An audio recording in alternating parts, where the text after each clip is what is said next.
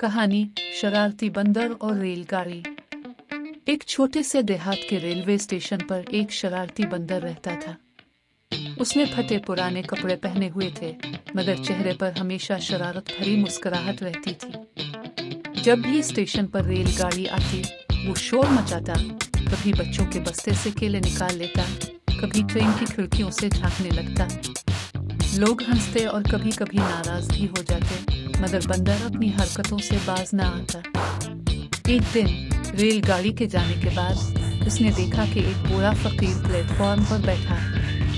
बंदर ने अपनी जेब से छोटी सी रोटी निकाली और फकीर के सामने रख दी। फकीर ने मुस्कुराकर कहा, बेटा, शरारत ठीक है, मगर दिल का नरमी रखना ज्यादा जरूरी है। इस दिन के बाद बंदर अपनी शरारतें तो करता रहा, मगर हमेशा किसी न किसी की मदद भी जरूर करता। अगर वीडियो अच्छी लगी तो Subscribe and लाइक like. कर दे।